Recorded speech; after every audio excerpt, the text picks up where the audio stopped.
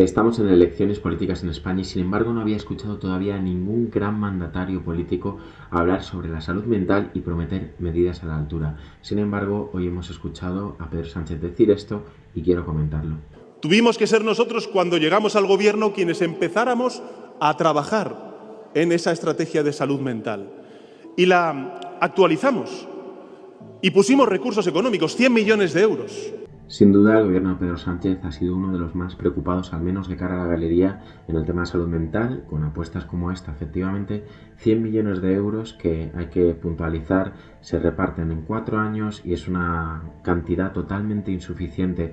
El mismo año que se implementó, en 2021, ha sido hasta ahora el récord de suicidios de nuestro país, superando por primera vez las 4.000 muertes. Por lo tanto, son medidas que se quedan raquíticas. Lo podemos comparar con la renovación de coches oficiales. Ahí lo tenéis, más de 600 millones de euros. Por lo tanto, obviamente se celebra como cualquier cosa que se aporta a la salud mental, pero como veis es totalmente insuficiente.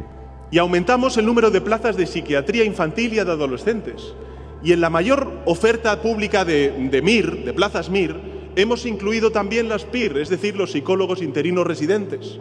Aquí lo que me gustaría escuchar es que realmente va a haber tantos psicólogos como necesitamos, que si tú vas al hospital te pueda atender un psicólogo, no solo que te den una pastilla y te envíen para casa. Hay peticiones como esta, que ya supera las 500.000 firmas, y la nuestra, que supera 430.000, que es una de las cosas que pedimos, que nos equiparemos por lo menos a Europa en el número de psicólogos. Recuerdo, la media europea es de 18 por cada 100.000 habitantes y la nuestra es de 6 por cada 100.000, así que de nuevo totalmente insuficiente. Y pusimos en marcha hace un año un teléfono que es el 024 para que hubiera 335 llamadas diarias, como estamos registrando desde que lo pusimos en marcha el 10 de mayo del año 2022, más de 119.000 llamadas atendidas, más de 8.000 llamadas vinculadas con algunas acciones de suicidio que querían plantear aquellas personas que llamaban al 024. Esta es otra de las medidas que obviamente se tenía que implementar, que pedimos en su momento personalmente al entonces ministro Salvador Illa, que se nos negó, que luego nos lo volvió a negar Pilar Aparicio, la adjunta de Carolina Darias, que en su caso la ministra no nos llegó a recibir, y que luego ese mismo año lo anunció Pedro Sánchez. Por fin, tras sendas manifestaciones, se implementó y celebramos, porque era algo totalmente necesario. Lo raro es que no existiese, ya que existía un 016 con en torno a 60 víctimas por violencia de género. No era lógico que entonces, que superábamos más de 3.600 víctimas por suicidio, que luego han sido 4.000 en 2021, pues no era lógico que no existiese este teléfono. ¿Qué pasa? Que es totalmente insuficiente. De nuevo, ¿por qué? Porque las personas que necesitan un ingreso, en el caso de personas que se encuentran muy graves, con intentos de suicidio y tal, muchas veces no se les ingresa por un tema puramente presupuestario, o directamente se les da el alta poco más allá del mes. Esto pasó con mi madre y a los 2 meses se suicidó, porque se dan altas con criterios totalmente políticos y presupuestarios, no con criterios médicos. Por lo tanto, sigue habiendo una negligencia. Si tienes ideas suicidas y vas al hospital, muchas veces te van a enviar pastillas y para casa. Insisto, no hay psicólogos. No te puede tratar un psicólogo de la Seguridad Social, porque te va a dar citas muchas veces en meses. Por lo tanto, es una medida que era necesaria, pero es totalmente insuficiente. Insisto, 2021 fue récord de suicidios en España. Por lo tanto, no es algo por lo que sacar mucho pecho, sino era lo coherente y lo responsable, siendo gestores de este país, con la situación actual que tenemos respecto al suicidio y la salud mental en España.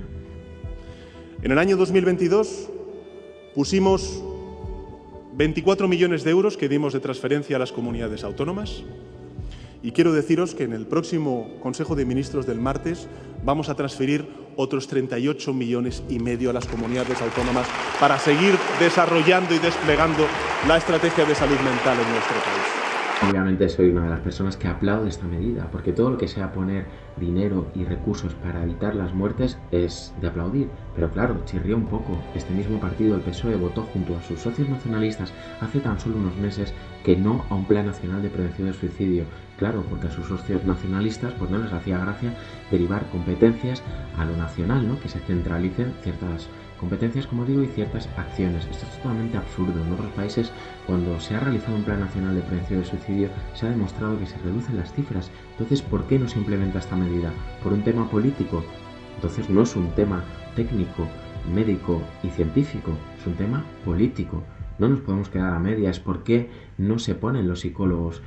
Por ejemplo, mínimo como Europa. Si estamos en récord de suicidios, ¿por qué no es urgente? Están muriendo 11 personas al día. No se puede hacer política con estas muertes que hasta ahora son de segunda, porque no abren telediarios, porque ni siquiera en campaña ha sido el tema y el eje central que tendríamos que tener, insisto, 11 personas al día. Si lo comparamos con los accidentes de tráfico, multiplicamos por 4 los suicidios. Entonces, ¿por qué no se multiplica por 4 respecto a, por ejemplo, las campañas de la DGT y el presupuesto que tienen los accidentes de tráfico, que por cierto, como se hizo desde centralizado y un tema nacional, pues se redujeron las muertes? ¿Por qué se dice que no a un plan nacional cuando son los expertos los que dicen que esta medida es la que seguro va a reducir muertes? ¿Por qué hay tanto miedo a perder pactos por medidas que son buenas para la ciudadanía? Eso es lo que no entiendo. Y no entiendo tampoco por qué, ya que estamos, por qué la oposición no hace oposición, valga la redundancia, con la salud mental. Cuando se mueren españoles de todas las ideologías, muchas de los cuerpos nacionales de seguridad, que también están muy unidos a estos partidos que en este momento están en la oposición. No se entiende por qué se les da la espalda a estas personas, por qué se les da la espalda, insisto, a las 4.000 personas, más de 4.000 que se suicidan, y a todas sus familias. Familias como yo, que podíamos haber ayudado a nuestras madres, en mi caso a mi madre, hermanos, hijos, etcétera, si hubiésemos tenido medidas a la altura, si hubiésemos podido ingresarles más allá del mes, si hubiese psicólogos en los hospitales, si cuando pides cita con un psicólogo no te lo dan en meses, porque si tú te quieres morir, a lo mejor necesitas incluso 2 sesiones a la semana o 3.